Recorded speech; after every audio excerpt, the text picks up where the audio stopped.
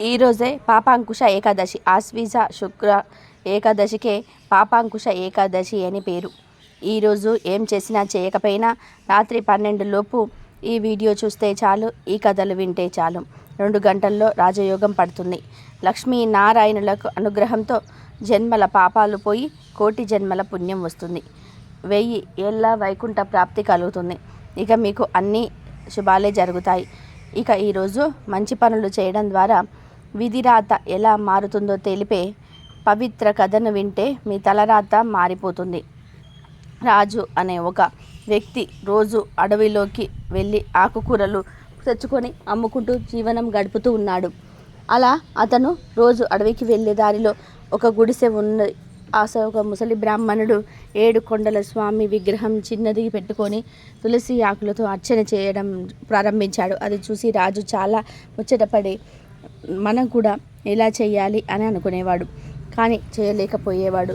ఒకసారి అడవిలో ఆకుకూరలు కోస్తూ ఉంటే తులసి చెట్టు కనిపించింది. వెంటనే ఆ వ్యక్తి మనకు ఎలాగో పూజ చేయలేము, దీని కోసుకు వెళ్ళి ఆ బ్రాహ్మణుడికి ఇద్దామని అనుకున్నాడు. కోసిన ఆకులతో పాటు తులసి దళాలను కట్టి నెత్తిన కట్టి వెళ్ళిపోయాడు. అక్కడ విషయం ఏమిటంటే నల్ల నాగు ఒకటి అందులో ఉంది. అందులో వెళ్ళి గుడిసె ముందు నిలబడగానే ఎవరో వచ్చి నిలబడ్డారని తల తిప్పి చూసిన బ్రాహ్మణుడితో, రాజు, అయ్యా, తులసి దళాలు తెచ్చాను పూజకు, నేను చేయలేను, అందుకే మీకు ఇస్తున్నాను అని అన్నాడు. 1 నిమిషం కళ్ళు మూసుకున్న ఆ బ్రాహ్మణుడికి తన దివ్య దృష్టితో తులసి దళాలను తెచ్చిన వ్యక్తి వెనక రాహువు నిలబడి ఉందని తెలిసింది. అప్పుడు ఆ బ్రాహ్మణుడు రాజుతో, నాయనా, నేను చెప్పే వరకు ఈ కట్టను నీ తలపై నుండి దించకు అని చెప్పి గుడిసె వెనుకకు వెళ్ళి ఒక మంత్రం జపించగానే రాహువు వచ్చాడు. అప్పుడు బ్రాహ్మణుడు రాహుకు నమస్కరించి ఎందుకు అతడి వెనుక వచ్చావని అడుగుతాడు. రాహు ఆ బ్రాహ్మణుడికి నమస్కరించి, నేను ఈరోజు అతడికి హాని చేయాల్సి ఉంది, అదే విధి రాత, కానీ అతడు తన తలపైన తులసి దళాలను మోస్తున్నాడు, అందుకే నా పని చేయలేకపోయాను, అతను అది దించగానే నేను కాటేసి వెళ్ళిపోతా అని అన్నాడు. ఈ విషయం వినగానే బ్రాహ్మణుడికి చాలా జాలేసింది.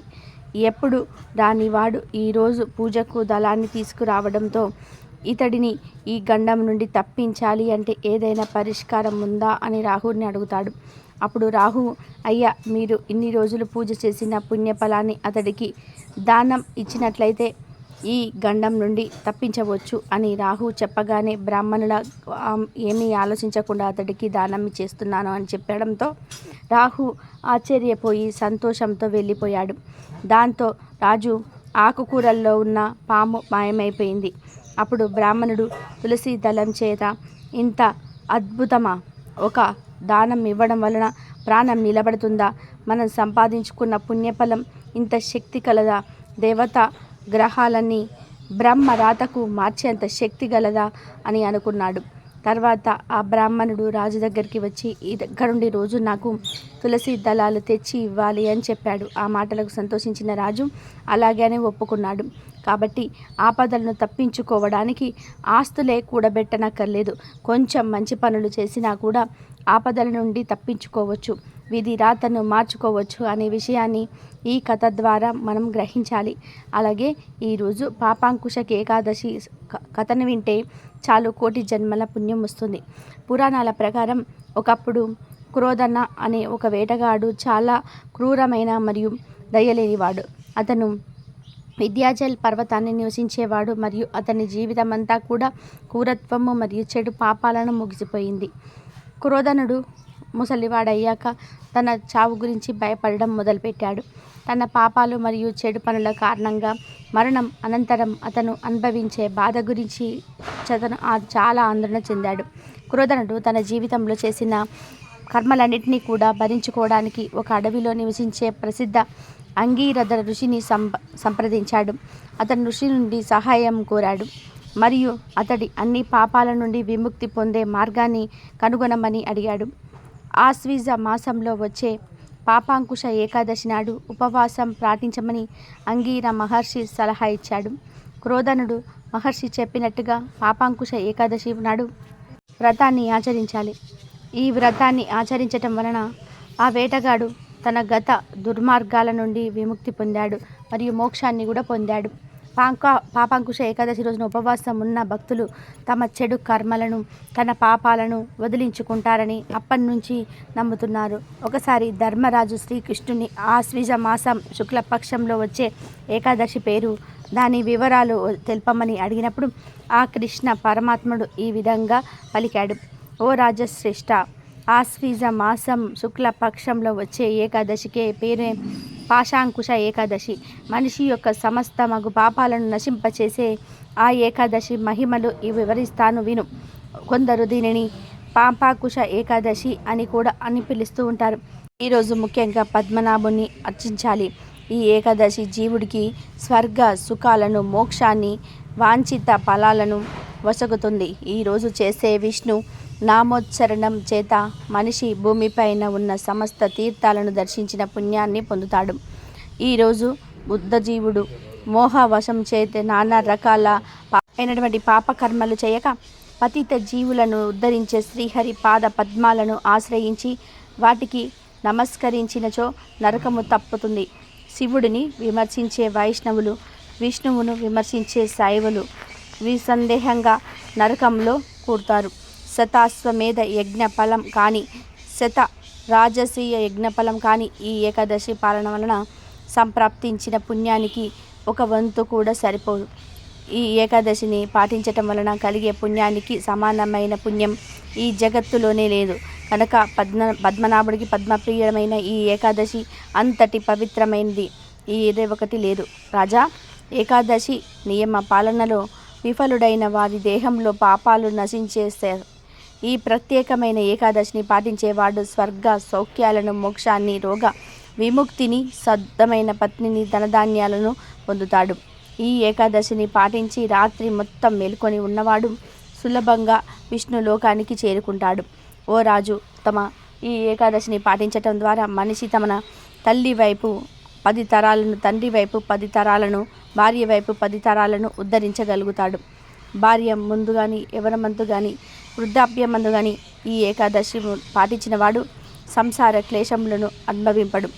ఈ పాశాంకుశ లేత పాపాంకుశ ఏకాదశిని నిష్టగా పాటించేవాడు సమస్త పాప విముక్తుడై జీవితాంతమున విష్ణు పాదమును చేరుకుంటాడు. ఈరోజు బంగారమును, పువ్వులను, భూమిని, గోవులను దానాన్ని ఇచ్చేవాడిని, జలాన్ని, గొడుగును, పాదరక్షకులను దానమిచ్చినవాడు ఇలా సదనానికి వెళ్ళవలసిన అవసరం ఉండదు. పుణ్యాచరణ లేకుండా ఈ రోజును గడిపేవాడు శ్వాస తీర్చుకున్నప్పటికీ మృత్యుడై కనబడతాడు. అతని శ్వాసక్రియ కొలిమి తిత్తులతో పోల్చబడుతుంది అని శ్రీకృష్ణుడు ధర్మరాజుతో చెప్పాడు. కాబట్టి ఈ పాపాంకుశ ఏకాదశికి చాలా ప్రాముఖ్యత ఉంటుంది. ఈరోజు శ్రీహరికి పండ్లు, ఫలాహాలు నివేదన చేసి భక్తిగా తులసి ఆకులతో పూజ చేయించాలి. కుదిరినవారు మోసం ఉంటే నరక బాధలు తప్పుతాయి. ఈ విధంగా ఈరోజు మంత్రాలు వారికి తెలిస్తే ఎలాంటి అనర్థాలు జరుగుతాయో తెలిపే ఈ కథను వింటే చాలు, మీ జీవితం మారిపోతుంది, కష్టాలు పోతాయి.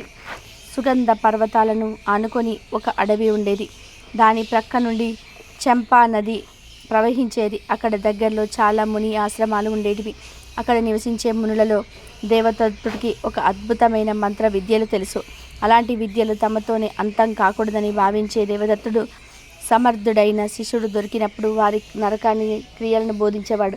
ఒకరోజు దేవదత్తుడు తమ శిష్యులలోకెల్లా సమర్థుడైన శిష్యుడిని ముందట కూర్చోబెట్టుకొని ఒక వశీకరణ మంత్రాన్ని ఉపదేశించాడు. అప్పుడే అక్కడికి వేట కోసం వచ్చిన ఒక తోడేలు ఆ మంత్రాన్ని ఆలకించింది. తోడేలుకి జ్ఞాపక శక్తి ఎక్కువ ఉండడం వలన ఆ మంత్రాన్ని బాగా గుర్తుపెట్టుకుంది. అప్పటికి ఆ వేట సంగతి మర్చిపోయి అడవిలోకి పరుగు తీసింది. వెళ్ళిన వెంటనే వశీకరణ మంత్రం యొక్క శక్తిని పరిశీలించాలని బుద్ధి పుట్టింది తోడేలుకి. అప్పుడే ఆ దారిలో వెళ్తున్న ఏనుగు మీద మంత్రాన్ని ప్రయోగించి అది తనకు దండం పెట్టాలని, తన మీద కూర్చుండబెట్టుకోవాలని, అడవంతా కూడా తిప్పాలని కోరుకుంది తోడేలు. మంత్ర ప్రభావం వలన ఏనుగు తోడేలుకు వశమైంది. అది కోరుకున్నట్టే తొండంతో దండం పెట్టి తన మీద కూర్చోబెట్టుకొని అడవంతా తిప్పింది. ఏనుగు మీద తోడేలు ఊరేగడం చూసిన జంతువులని ఆశ్చర్యపోయి చూశారు. ఇంతలో అటువైపు వచ్చిన మృగరాజు కూడా ఈ దృశ్యం కనబడింది. ఏనుగు మీద కూర్చొని ఊరేగడానికి నీకెంత ధైర్యం అని తోడేలు తోడేలుని ఎక్కించుకొని తిప్పడానికి సిగ్గు లేదా అని ఏనుగును కోపంగా అడిగింది సింహం. తోడేలు చెప్పినట్టే ఎందుకు చేస్తున్నానో నాకైతే తెలియటం లేదు మృగరాజా అని బదులిచ్చింది ఏనుగు. అప్పుడు తోడేలు ఏమాత్రం కూడా భయపడకుండా ఏ ఊరేగితే తప్ప అని ఎదురు ప్రశ్నించింది. మంత్రం పట్టించేస్తుందా కాలం, ఎవరికి భయపడనక్కర్లేదనుకుంది తోడేలు. ఈసారికి అడవికి రాజు కావాలనుకున్న దురాశ పుట్టింది దానికి. అనుకున్నదే తడువుగా వశీకరణ మంత్రాన్ని సింహం మీద ప్రయోగించింది. తనను అడవికి రాజును చెయ్యమని అడవిలోని జంతువులను సమావేశపరిచింది. తన ఆజ్ఞలు పాటించేలాగా చేయమని సింహానికి ఆదేశించింది. ఆ మంత్రానికి లోబడిన సింహం దుష్ట తోడేలు చెప్పినట్టుగా చేసింది. రాజైన తర్వాత ఆ తోడేలు మరీ విర్రవీగసాగింది. అప్పటి వరకు పదవుల్లో ఉన్న జంతువులను తరిమివేసి తన వారిని ఏరికోరి తెచ్చి పదవుల్లో కూర్చోబెట్టింది. అంతవరకు ఎవ్వరు కూర్చొని విధానంగా కొత్త రకం సింహాసనం కావాలని తోడేలు చెప్పింది. వాటికి అప్పటి నుండి వీలైనప్పుడల్లా సింహాలు మోస్తూ ఉండగా అదంతా కూడా ఊరేగేది తోడేలు. తన దర్పం ప్రదర్శించడానికి సింహాలను అప్పుడప్పుడు కొరడాతో కొట్టడం, కాలితో తన్నడం చేసేది. తనకు నమస్కారం పెట్టడం, జంతువులను కాల్చిన పద్ధతి కట్టెతోటి వాతలు పెట్టేది. తోడేలు వచ్చినని జంతువులని చంపవచ్చునని, మిగతా వాటికి ఆ అవకాశం లేదని చాటించింది. ఎవరు వేటాడిన సగభాగం తనకు పంపమని ఆజ్ఞను జారీ చేసింది. కొన్నాళ్లకు అడవిలోని జంతువులకు దీనదిన గండం 100 ఏళ్ల ఆయుష్గా మారింది అక్కడి పరిస్థితి. తోడేళ్ల బెడత పెరగడంతో కంటి మీద కునుకు లేదు సాధు జంతువులకు. ఒకసారి ఒక జింక ప్రాణభయంతోనే దేవదత్తుడి ఆశ్రమంలోకి పరిగెత్తి స్పృహ తప్పి పడిపోయింది. మునిషి శిష్యులు దానిని రక్షించారు. అప్పుడు ఆ జింక దేవదత్తుడితో తమ కష్టాలు చెప్పుకుంది. దివ్య దృష్టితో జరిగింది తెలుసుకున్నాడు దేవదత్తుడు. దుష్ట తోడేలుకు బుద్ధి చెప్పాలనుకుని ఉన్న బలంగా బయలుదేరాడు. ముని వెళ్ళేసరికి దర్జాగా సింహాసనం మీద కూర్చొని ఆహారం తింటుంది తోడేలు. 2 ఏనుగులు ఆహారాన్ని తొడలతో అందిస్తూ తింటుంది. అడగ్గానే అందివ్వడానికి నీరున్న పూజతో నిల్చుంది మరో ఏనుగు. వేడెల్పైన ఆకులతో గాలి తగిలేలాగా విసురుతున్నాయి 2 ఏనుగులు. అదంతా చూసి ఆశ్చర్యపోయాడు దేవదత్తుడు. ఓ తోడేలు, ఇటు చూడు అని పిలిచాడు. మునిని చూసి బతకాలని లేదా, ఇక్కడికి ఎందుకు వచ్చావు అని అడిగింది తోడేలు. మంత్రాన్ని దుర్వినియోగం చేయటం తప్పని చెప్పేందుకే వచ్చాను అని అన్నాడు ముని. తప్పును అంగీకరించలేదు తోడేలు. సరికదా, మునివన్న జాలితో వదులుతున్నాను. పారిపోతే బతుకుతావు, లేదంటే సింహాల చేత చంపిస్తాను అని తిరిగి బెదిరించింది. గర్వంతో ఉన్న తోడేలు బుద్ధికి చెప్పాలని వచ్చిన దేవదత్తుడు ఏమాత్రం కూడా వెనక తగ్గలేదు. నీకు పోయే కాలం దాపరించింది, అందుకే అలా విర్రవీగుతున్నావు. నీకు నచ్చినట్టే చెయ్యు అన్నాడు దాని మీద రెచ్చగొడుతూ. దేవదత్తుడి మాటలను సహించలేకపోయింది తోడేలు. దానికి పట్టరానంత కోపం వచ్చింది. ఆ మునిని చంపి పడేయండి అని సింహాలను ఆజ్ఞ ఇచ్చింది. సింహాసనాన్ని మోస్తున్న సింహాలు 2 భయంకరంగా గర్జిస్తూ ఒకేసారి ముందుకి దూకాయి. అవి దూకగానే తోడేలు కూర్చున్న ఆసనం కదిలిపోయింది. ఆ ఆసనం కదిలిపోగానే అక్కడి నుండి కింద పడింది తోడేలు. గర్జిస్తూ సింహాలు ముందుకు వెళ్ళేసరికి ఏనుగులు బెదిరిపోయి అటు ఇటు పరుగులు తీశాయి. అప్పటికే కింద పడి మూలుగుతూ ఉన్న తోడేలను అవి తమ కాళ్ళతో తొక్కి చంపేశాయి. తన వైపు వస్తున్న సింహాలను చూస్తూ అరచేయి ఎత్తి ఆగమన్నట్టుగా ఆదేశించాడు దేవదత్తుడు. సింహాలు 2 తోక ఊపుతూ నిలబడ్డాయి.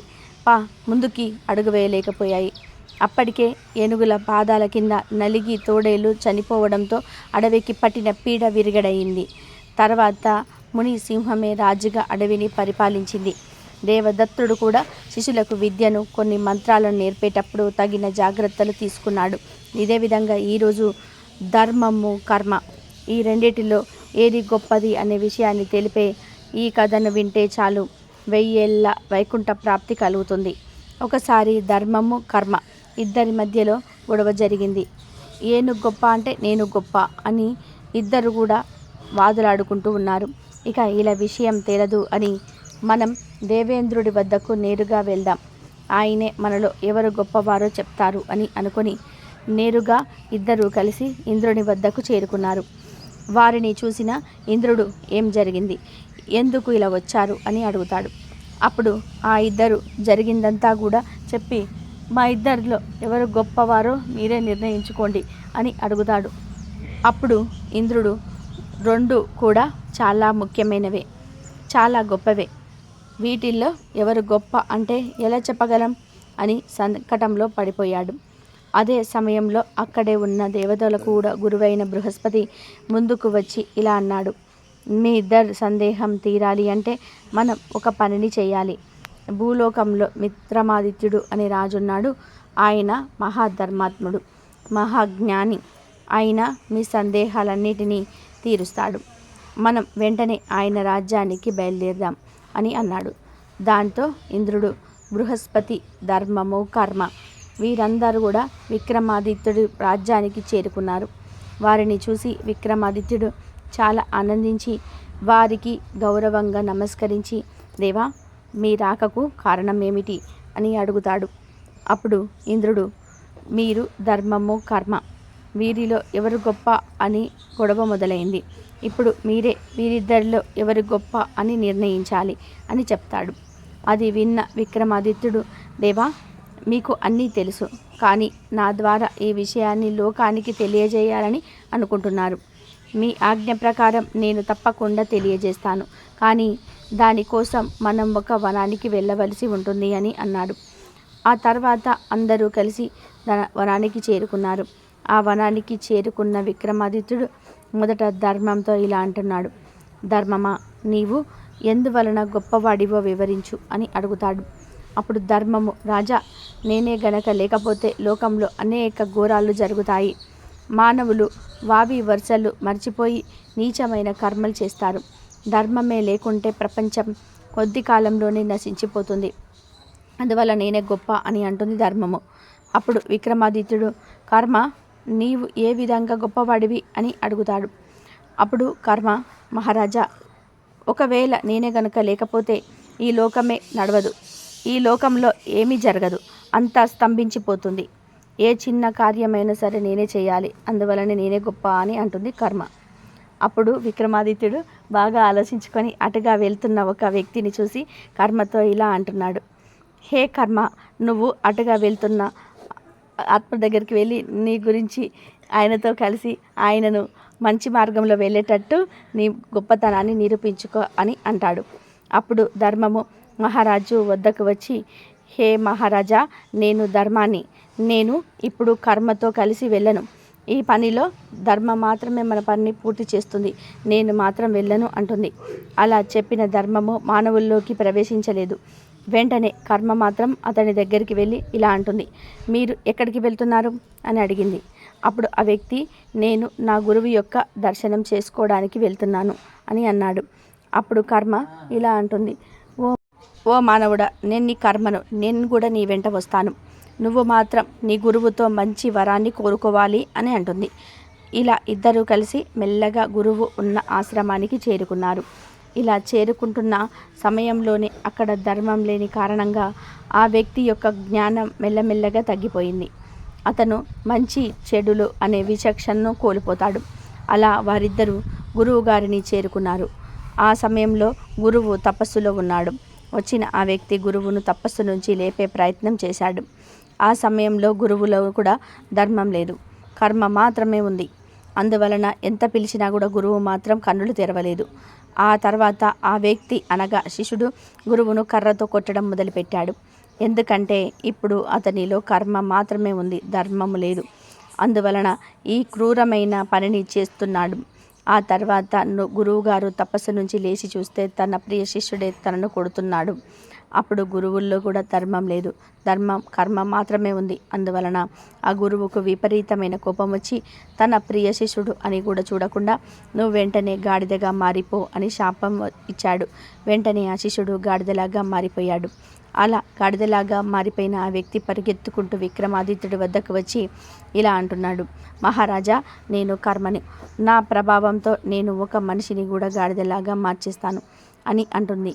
అప్పుడు ఆ మహారాజు ధర్మమును పిలిచి, ఓ ధర్మమా, ఇప్పుడు నువ్వు వెళ్ళి నీ ప్రభావాన్ని చూపించు అని అంటాడు. వెంటనే ధర్మము ఆ గాడిదలో కలిసి గురువుగారి దగ్గరికి చేరుకుంటుంది. గురువులోకి ధర్మం ప్రవేశించగానే నా వల్ల పెద్ద అనర్థమే జరిగింది.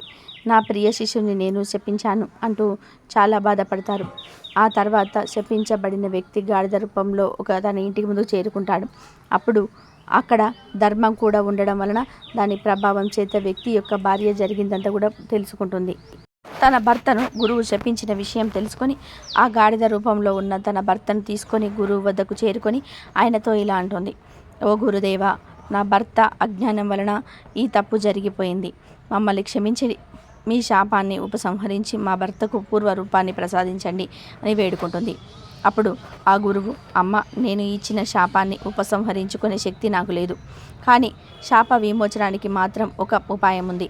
ఇతడికి ఎప్పుడైతే దేవేంద్రుడైన ఇంద్రుడు అలాగే బృహస్పతి ఇద్దరిని ఒకేసారి ఇతడు దర్శిస్తాడో ఇతడికి శాప విమోచనం జరిగి ఇతడు పూర్వ రూపం లభిస్తుంది అని చెప్పాడు. అప్పుడు ఆమె ఇలా అంటుంది, ఓ గురుదేవా, ఇంద్ర, బృహస్పతి ఎక్కడ ఉన్నారో వారి దర్శనం మాకెలా సాధ్యమవుతుంది అంటుంది. వెంటనే ఆ గురువు తన దివ్య దృష్టితో చూసి, నువ్వేమి బాధపడకు, ఇప్పుడు ధర్మం నీ వెంట ఉంది. నువ్వు వెంటనే రాజా విక్రమాదిత్యుడి ఆస్థానానికి వెళ్ళు, నీకు అక్కడ వారిద్దరి దర్శనం లభిస్తుంది అన్నాడు. గురువుగారు ధర్మం ప్రభావం చేత శపించబడిన గుర్తం తీసుకొని ఆమె విక్రమాదిత్యుని ఆశ్రమానికి చేరుకుంటుంది. అప్పటికే అడవి నుంచి ఆస్థానానికి చేరుకున్న ఇంద్రుడు బృహస్పతి యొక్క దర్శనం ఆ గాడిద రూపంలో ఉన్న ఆ వ్యక్తికి కలిగింది. వెంటనే ఆ వ్యక్తికి శాప విమోచనం జరిగి తన పూర్వ రూపాన్ని పొందారు. అలా ముందుగా వెళ్ళిన కర్మ ఒక మనిషిని గాడిదగా, ఆ తర్వాత ధర్మం మాత్రం ఒక గాడిదను కూడా మనిషిగా మార్చేసింది. అదే ధర్మం యొక్క గొప్పతనం. అప్పుడు విక్రమాదిత్యుడు కర్మతో ఇలా అంటున్నాడు, ఏ కర్మ, నీవు గొప్ప వాడివి కాదు, నువ్వు ఎప్పుడు కూడా గొప్పవాడిగా ఉంటావో తెలుసా? ఎప్పుడైతే నీ వెంట ధర్మము, నీతి, జ్ఞానము ఉంటాయో అప్పుడే నీవు గొప్పవాడిగా ఉంటావు. నువ్వు ఎప్పుడైతే అన్యాయము, అధర్మము లాంటి వెంట పడతావో అప్పుడు నీవు ఎప్పటికీ కూడా గొప్పవాడివి కాలేవు. ధర్మము నీ వెంట నిరంతరము ఉంటేనే నువ్వు గొప్పవాడివిగా ఉంటావు, లేకపోతే లేదు. అందువలన అన్నిటికంటే ధర్మమే చాలా గొప్పది, ఆ ధర్మంతో చేసే కర్మ ఇంకా గొప్పది అని అన్నారు ఆ విక్రమాదిత్యుడు. ఇది విన్న ధర్మము, కర్మ రెండు కూడా తమ గురించి తాము పూర్తిగా తెలుసుకున్నాయి. ఎప్పుడైతే ధర్మానికి హాని జరుగుతుందో అప్పుడు ఆ ధర్మాన్ని కాపాడడానికి స్వయంగా ఆ శ్రీ మహావిష్ణువే భూమిపైన అవతరించి ఆ ధర్మాన్ని అంతం చేసి ధర్మ స్థాపన చేస్తాడు. అందుకే అంటారు, ధర్మో రక్షితి రక్షితః అని. ధర్మాన్ని మనం రక్షిస్తే ఆ ధర్మమే మనల్ని రక్షిస్తుంది. ఈరోజు పుణ్యం మనల్ని జన్మ జన్మల వరకు ఎలా ఫాలో అవుతుందో తెలిపే ఈ పవిత్ర కథను వింటే చాలు కోటి జన్మల పుణ్యం వస్తుంది. తాను చేసిన పుణ్యం చెడని పదార్థం అని పెద్దలు చెప్తూ ఉంటారు. అంటే మనము ఇప్పుడు అనుభవిస్తున్న సుఖాలన్నీ కూడా మనము గత జన్మలో చేసుకున్న పుణ్యాల ఫలితం అని అర్థం. మనం చూస్తూ ఉంటాము, పరమ దుర్మార్గుడు కూడా ప్రస్తుతం చాలా శుభాలను అనుభవిస్తూ ఉంటాడు. మనము వాడు పాపాలు చేస్తూ ఉన్న ఇంత సుఖంగా ఎలా ఉండగలుగుతున్నాడని అనుకుంటూ ఉంటాము. కానీ ఈ జన్మలో వాడు అనుభవిస్తున్నది గత జన్మలో పుణ్యాల తాలూకా. ఈ విషయము అర్థం కావడానికి ఒక చిన్న కథ విందాం. పూర్వం ఒక రాజు ఉండేవాడు. ఆయనకు ఉన్నట్టుండి ఒక పెద్ద సందేహం వచ్చింది. అది ఏమిటి అంటే, నేను పుట్టిన సమయంలోనే, అంటే అదే ముహూర్తానికి చాలామంది పుట్టి ఉంటారు కదా, వారందరూ రాజ్యాలు ఏలుతున్నారా? లేదు, నేను ఒక్కడినే రాజుని ఎలా అయ్యాను? రాజు తలుచుకుంటే దెబ్బలకు కొలువేముంది? ఈ సందేహానికి నివృత్తికి మర్నాడు తన జాతకం, ఇంకా కొంతమంది అలాగే అంతే కొంతమంది జాతకాలు కూడా జన్మించిన వాళ్ళ సిద్ధాంతాల ముందు ఉంచి తన సందేహాన్ని వాళ్ళ ముందు ఉంచాడు. ఒక్కొక్క సిద్ధాంతి ఒక్కొక్క రకమైన సమాధానాన్ని చెప్పారు, కానీ ఏవి ఆయనకు తృప్తినివ్వలేదు. ఈ విధమైన అసంతృప్తితో రాజు తెగులు చెందుతూ రాజ్యంలో తన సందేహాన్ని నివృత్తి చేసిన వారికి భార్యగా పారితోషికం ఇస్తానని చెప్పేశాడు. వచ్చిన వారు చెప్పిన సమాధానాన్ని ఆయనకు తృప్తిని ఇవ్వకపోగా ఇంకా అసంతృప్తిని, అసహనాన్ని పెంచాయి. ఒకరోజు ఒక యోగి తన సందేహాన్ని తీర్చడానికి రాజు సమక్షంలోకి వచ్చాడు. రాజు తన సందేహాన్ని ఆ వృద్ధ యోగికి వివరించగా రాజుగారి జాతకాన్ని పరిశీలించి, రాజా, మీ సందేహాన్ని తీరుస్తాను, కానీ దానికి మీరు ఈ నగరానికి బయట ఉన్న సన్యాసిని కలిస్తే ఆయన మీకు ప్రశ్నకు జవాబు చెప్తాడు అని చెప్పాడు. రాజు ఆ యోగి సలహా మేరకు ఊరి చివర అడవిలో ఉన్న సన్యాసి దగ్గరికి వెళ్ళాడు. సమయానికి ఆ సన్యాసి బొగ్గు తినడం చూసిన రాజు ఆశ్చర్యపోయి ఆ బొగ్గు తినే సన్యాసి ఆ సందేహం ఏం తీరుస్తాడు అని అయిష్టంగానే తనకు ప్రశ్నను ఆయన ముందు ఉంచాడు. అప్పుడు ఆ సన్యాసి రాజు ప్రశ్న విని చాలా చిరాకుగా, ఇంకా కొంత దూరం వెళ్తే ఇలాంటిదే ఒక గుడిసె వస్తుంది. ఆ గుడిసెలో ఒక సాధువు ఉంటాడు. అతడిని ఈ ప్రశ్న అడగండి, అతడు మీకు సరి అయిన సమాధానం చెప్తాడు అని చెప్పి విసురుగా గుడిసె తలుపు వేసేశాడు. రాజు నిరాశతో ఏమో తన ప్రశ్నకు సమాధానం దొరుకుతుందేమో అని మరో సాధువు వద్దకు బయలుదేరి ఆ సాధువు ఉన్న చోటికి చేరాడు. అక్కడ రాజు చేరే సమయానికి మట్టి తింటున్నాడు. రాజు ఆ దృశ్యాన్ని చూసి తన ప్రశ్నను అడిగాడు. ఆ సాధువు చాలా కోపంగా అరిచి అక్కడి నుంచి వెళ్ళిపోమ్మంటాడు. రాజు ఆ సాధువుని ఏమి చేయలేక చూసి వెళ్ళిపోతూ ఉంటే ఆ సాధువు రాజుతో, ఇంకా కొంచెం దూరం వెళ్తే ఒక గ్రామం వస్తుంది. ఆ గ్రామంలో చనిపోవడానికి సిద్ధంగా ఉండే బాలుడు ఉంటాడు. నీవు వెళ్ళి ఆ బాలుడిని కలువు అని బటువుగా చెప్తాడు. రాజుకు ఇదంతా కూడా అగమ్య గోచరంగా ఉంది. అయినా తన సందేహాన్ని నివృత్తి కోసం ఆ బాలుడిని కలవాలని నిశ్చయించుకొని ఆ గ్రామం చేరి చనిపోవడానికి సిద్ధంగా ఉన్న బాలుని కలిసి తన సందేహాన్ని ఆ బాలుడు ముందు ఉంచుతాడు.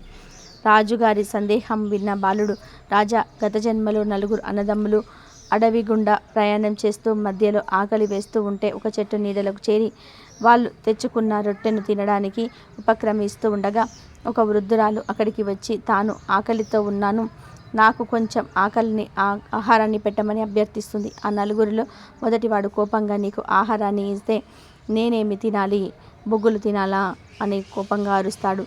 ఆ వృద్ధురాలు రెండో వాడిని అడిగితే వాడు, పోమ్మా, నేను నీకు ఆహారం ఇస్తే నేను మట్టి తినాలి అని వెటకారంగా విసుక్కుంటాడు. ఆ వృద్ధురాలు మూడోవాడిని కూడా ఆహారాన్ని పెట్టమని అడుగుతుంది.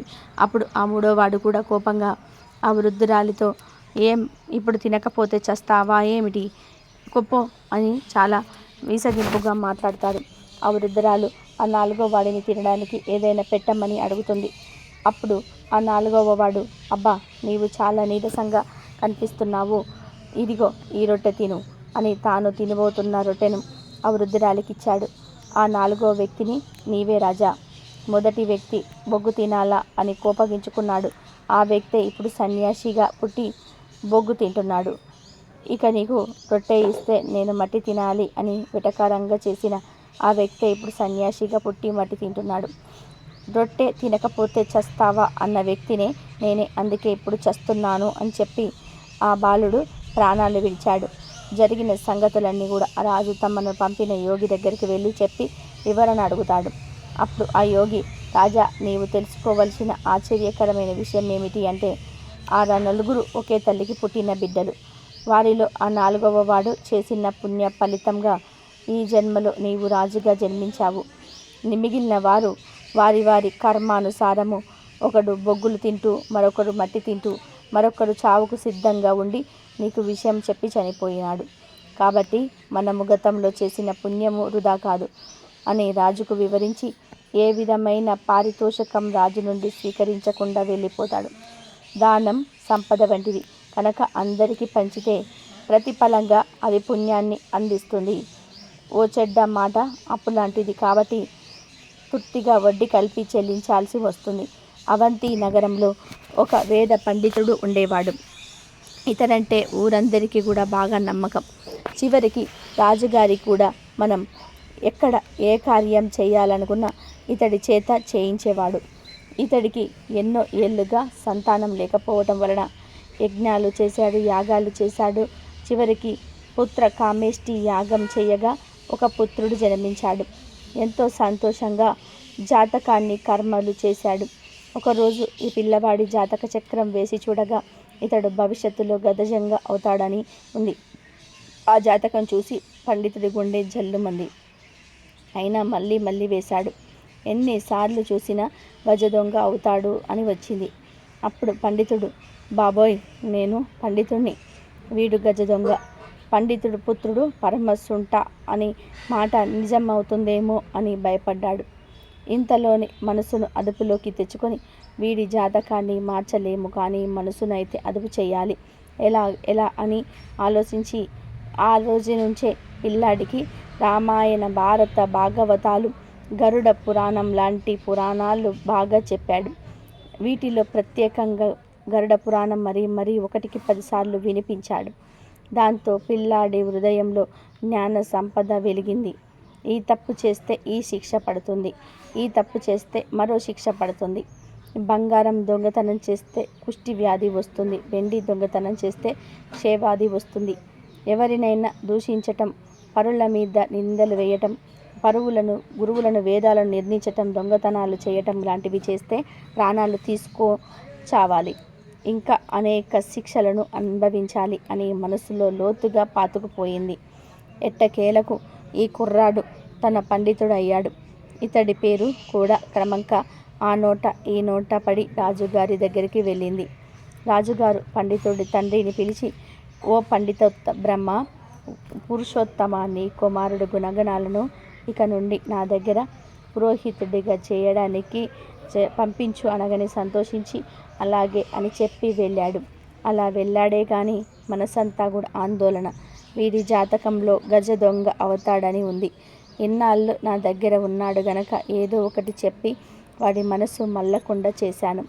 ఇప్పుడు రాజమందిరంలోనికి ప్రవేశిస్తే అక్కడ ఉండే బంగారం, వెండి, ఇతర విలువైన సామాగ్రి చూసి పొరపాటున మనస్సును మారి దొంగతనం చేస్తే వాడి తలైపోతుంది. అయ్యో, పంపించకపోతే వీడికి భవిష్యత్తు ఉండదు, అక్కడికి వెళ్ళాక ఏదైనా చేస్తే మనిషే ఉండడు అని తనను తాను నిగ్రహించుకొని కొడుకును పిలిచి, నాయన, రేపటి నుండి నువ్వు రాజమందిరంలో పురోహితుడిగా చేయాలి గనక చాలా జాగ్రత్తగా ఉండాలి.